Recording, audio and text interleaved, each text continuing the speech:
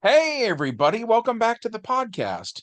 You're listening to the longest running superhero role playing game on Earth. I'm your host, the Game Master, and today we're talking about Our Worlds at War. But before we get into it, smash like, make sure you're subscribed, and leave us a comment. We've got a great community here, and it's all thanks to you guys. So thank you so much for being here. With all that said, let's dive in. Prologue to this one takes place in space in the year 2001, where Pluto has gone missing. Superman thinks he's located it, but it's actually War World. And when he investigates, he gets attacked by the Fatal Five, the supervillains from the Legion of Superheroes era. Superman is led to believe that War World is about to self destruct, so he flies away. On the planet Earth, Lena Luthor appears before her father, Lex, and she's been aged and now has green skin and long blonde hair, akin to Brainiac 5 from the Legion of Superheroes. She warns Lex of Imperiex, who she claims is the living embodiment of the Big Bang. Which brings us to the main plot. When Kyle Rayner encounters Sinestro in space, and Kyle thinks that making fun of him would be a good idea. So Sinestro fights him. After a while of this, Superman shows up and breaks up the fight, telling Kyle that, believe it or not, they're going to need Sinestro's help dealing with what comes next. And Ganthet, the Owen who brought the power ring to Kyle, says something similar. Superman returns to Earth, where shrapnel is running loose on Stryker's Island prison off the coast of Metropolis. Shrapnel punches Superman through a brick wall where the villain known as Plasmus gets his hands on the Man of Steel. Superman freezes them both with ice breath, only for a third villain named Chemo to then swallow Superman. So Superman flies into space where Chemo's fluidic body freezes solid.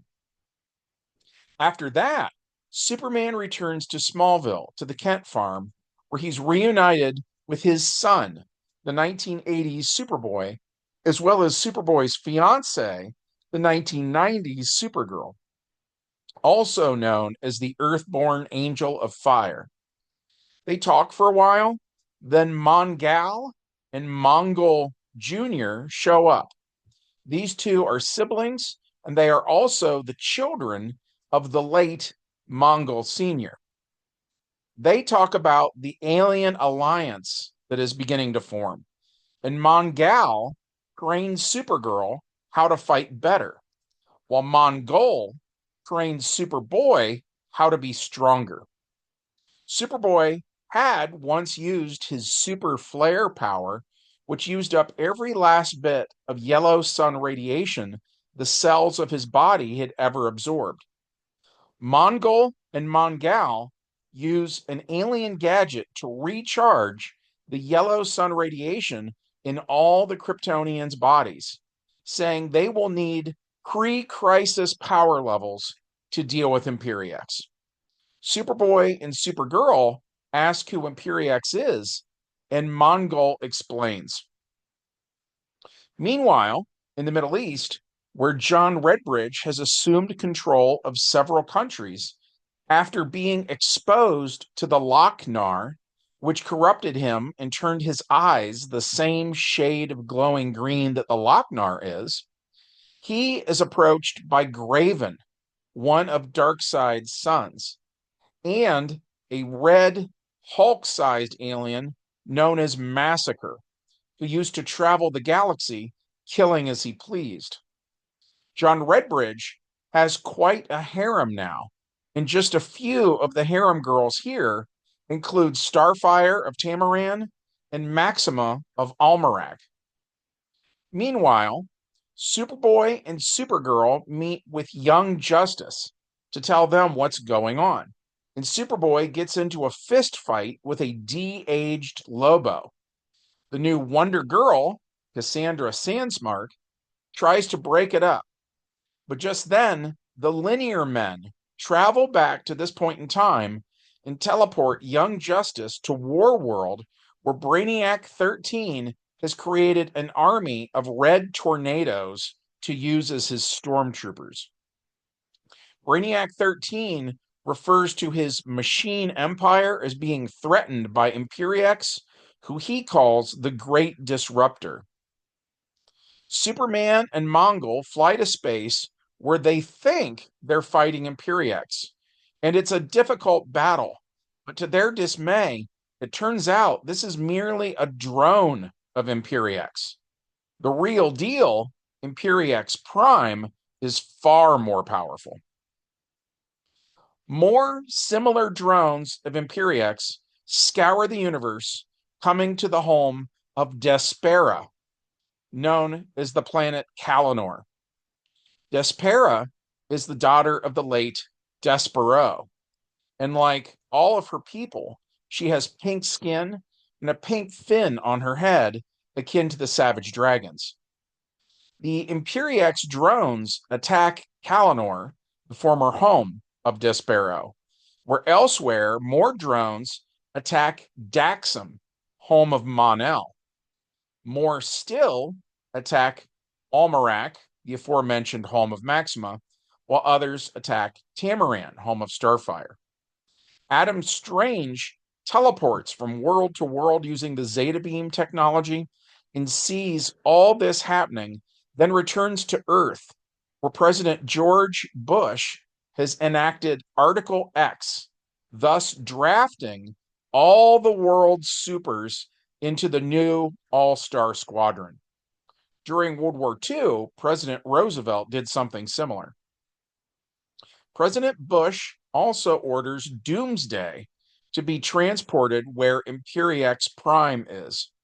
Doomsday is caused to think that Imperiex is Superman, so Doomsday tries to kill him, but Imperiex Prime has an energy blast in the 236 to 240 AP range, and he destroys Doomsday in one blast. Not a single particle of flesh remains, and Superman witnesses it. Doomsday killed Superman's oldest son, so this is a noteworthy moment in the life of Kal-El. Imperiex then blasts Superman, and Superman seems to die as well, but this is not actually the case. Instead, Superman is brought before Darkseid, who returned from the dead a while back and who now uses his Omega beams to shoot Superman a fraction of a second before Imperiex did. As such, Superman's particles are brought before Darkseid and reassembled. Superman punches Darkseid and the two fight, but Darkseid says he has spared Superman for a higher purpose. Kalibak helps Darkseid fight Superman as well, and Darkseid slams Superman's face into the ground, and Superman is stunned briefly, long enough for Darkseid to show him a suit of power armor called the Entropy Aegis, and it bears Superman's logo on its chest. Darkseid says they built it out of the dead husk of an Imperiex probe, threw in some apocalyptian technology, and now it will bite the hand that once fed it. Darkseid says the Aegis is anti-venom on a cosmic scale. The power of Imperiex turned against him, and it's Superman's to wear. Superman has caught his second wind, so he punches Darkseid. In return, Darkseid fires his red eye beams at Superman, but Superman takes cover behind the Entropy Aegis, and not even the Omega beams can damage it. Superman says it is tough, and then flies away with it. Graven tells his father he can't believe he just let Superman do that, and Darkseid tells his son to watch his tone. Apocalypse is transported to where Earth is, and Darkseid goes to the White House, where the leaders of all the other planets meet with President Bush, who thinks he is in charge of all of this. John Redbridge shows up with the Amazons and the Norse goddesses and everyone else in his harem, as well as all who follow them. And they all meet with Darkseid, whose head Redbridge turned to gravel around 1970. Needless to say, Darkseid remembers him. And Redbridge wasn't even at the top of his game back then.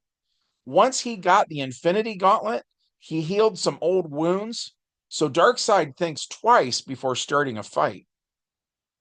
Just then, Brainiac 13 hacks LexCorp Towers and fires a Death Star-like blast at Apocalypse.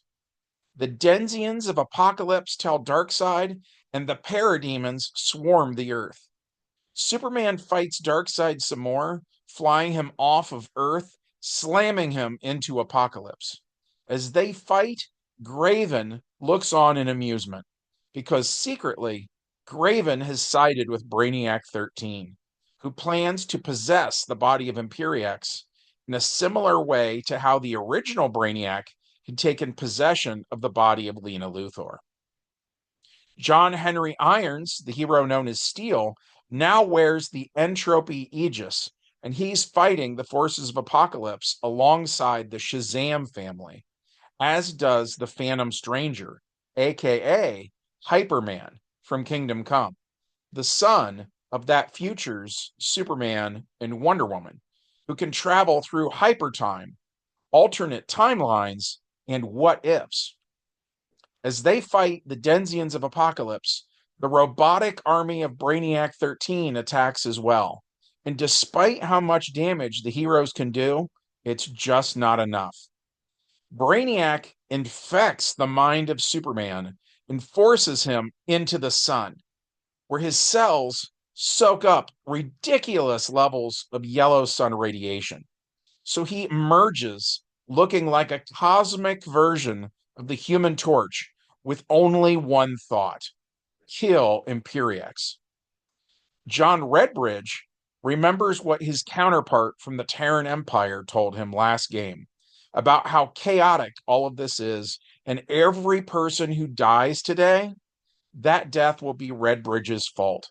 It will all be on his head for not doing what needs done. So Redbridge goes to the Phantom Stranger, telling him that he needs access to hypertime. The Phantom Stranger resists this idea. Redbridge says the alternative is non-existence at the hands of Imperiex. So Phantom Stranger does as he's asked. He takes Redbridge to an alternate timeline where that Redbridge died and stayed dead.